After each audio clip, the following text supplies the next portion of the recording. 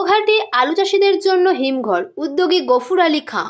হুগলি জেলার আরামবাগের গোঘাট থানার নকুণ্ডা ও মান্দারণ অঞ্চলের আলু চাষিদের দীর্ঘদিনের চাহিদা ছিল একটি হিমঘরের। সেই সমস্যার সমাধান করতে এগিয়ে এলেন হিমঘর এবং চালকল মালিক গফুর আলী খাঁ। এই অঞ্চলের আলু চাষের খ্যাতি থাকলেও এতদিন হিমঘরের অভাবে চাষিদের ক্ষতির সম্মুখীন হতে হতো। সেই সমস্যা দূর করতে নকুণ্ডা বাজার এলাকায় একটি হিমঘর নির্মাণের উদ্যোগ নিয়েছেন তিনি। রবিবার হিমঘরটির ভিত্তিপ্রস্তর স্থাপন উপলক্ষে নকুণ্ডা বাজারে এলাকায় দোয়ার মজলিসের আয়োজন করা হয়। অনুষ্ঠানে উপস্থিত ছিলেন রাজ্যের গ্রাম উন্নয়ন ও পঞ্চায়েত দপ্তরের ভারপ্রাপ্ত মন্ত্রী প্রদীপ মজুমদার, আরামবাগ মহকুমা পুলিশ আধিকারিক সুপ্রভাত চক্রবর্তী, গোঘাট থানার আইসি মধুসূদন পাল, গোঘাটের প্রাক্তন বিধায়ক তথা হুগলি জেলা পরিষদের সদস্য মানস মজুমদার, রাজ্য প্রগতিশীল আলু ব্যবসায়ী সমিতির সদস্যবৃন্দ, রাজ্য রাইস মিল অ্যাসোসিয়েশনের সম্পাদক এবং স্থানীয় জনপ্রতিনিধিরা। সমগ্র অনুষ্ঠানটি সঞ্চালনা করেন বিশিষ্ট শিক্ষিকা মেরিনা মণ্ডল। অনুষ্ঠানে মন্ত্রী প্রদীপ মজুমদার বলেন, পশ্চিমবঙ্গে আলুর উৎপাদন যেভাবে বাড়ছে তাতে অন্যান্য রাজ্যের সঙ্গে পাল্লা দিয়ে আলুর বীজ প্রক্রিয়াকরণের ব্যবস্থা শুরু হয়েছে। আগামী দিনে আলু চাষিরা এই হিমঘর থেকে অনেক বেশি উপকৃত হবেন। গফুর আলী খানের এই উদ্যোগকে সাধুবাদ জানিয়েছেন এলাকার চাষিরা। তারা মনে করেন এই হিমঘর নির্মাণের ফলে তাদের উৎপাদিত আলু সংরক্ষণ করা সহজ হবে এবং তারা ন্যায্য দাম পাবেন। হিমঘরটি নির্মাণের ফলে স্থানীয় অর্থনীতিতে ইতিবাচক প্রভাব পড়বে বলে মনে করা হচ্ছে। আলু চাষের সঙ্গে জড়িত শ্রমিক ও ব্যবসায়ীরাও উপকৃত হবেন।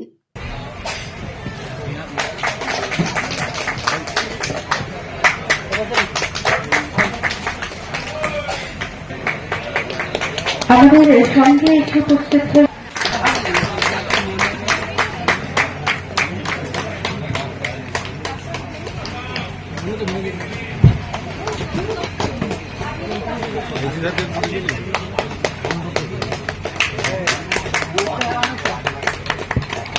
সুন্দর হোক এই পথ চলা, উজ্জ্বল হোক এই পথ চলা, যা কিছু অশুভ শক্তি নিভে যাক, ধ্বংস হয়ে যাক, এই আলোর উজ্জ্বলতায় উত্তাপে তুলির ছাই হয়ে যাক, আর আলো ছড়িয়ে পড়ুক দিক থেকে দিগন্তরে, সুন্দর হয়ে উঠুক আগামী, সুন্দর হয়ে উঠুক শুভ হোক।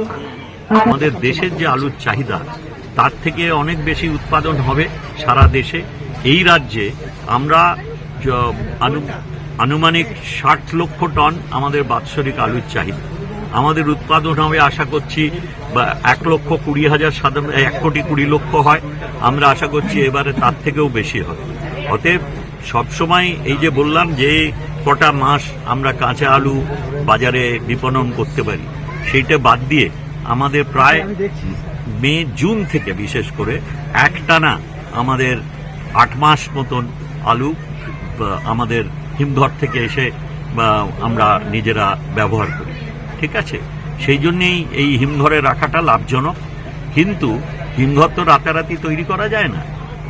রাজ্য সরকার যেটা চেষ্টা করছে, এই অতি উৎপাদনের ফলে আমাদের যারা আলু কেনেন তারা সঙ্গে সঙ্গে পেছিয়ে যান, এবং সরকার এই নিয়ে চতুর্থবার আলু কেনার পরিকল্পনা ঘোষণা করেছে।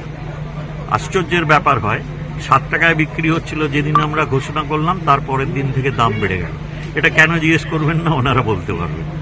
তো আমি যেটা চাই সেটা হচ্ছে যে কৃষকরা যেন তাদের কষ্টে উৎপাদিত ফসলের যোগ্য দাম পান।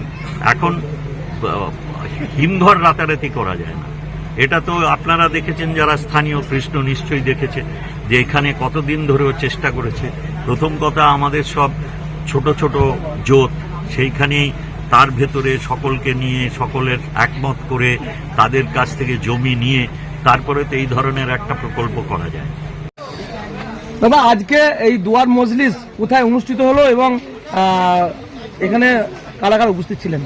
এই দুয়ার মজলিস অনুষ্ঠান হলো আজকে জরুরকোন্ডা খান ক্লস্টোর প্রাইভেট লিমিটেডে। এই ক্লস্টোরের শান্তি কামনার জন্য আজকে একটা দুয়ার মজলিস হলো। এই দুয়ার মজলিসে উপস্থিত ছিলেন মাননীয় মন্ত্রী, পঞ্চায়েত ও সমবায় মন্ত্রী মাননীয় প্রদীপ কুমার মজুমদার মহাশয়, এবং তার সঙ্গে উপস্থিত ছিলেন আমাদের হুগলির এসডিপিও সুপ্রভাতবাবু এবং স্থানীয় থানা ইনচার্জ মাননীয় মধুসূদন পাল।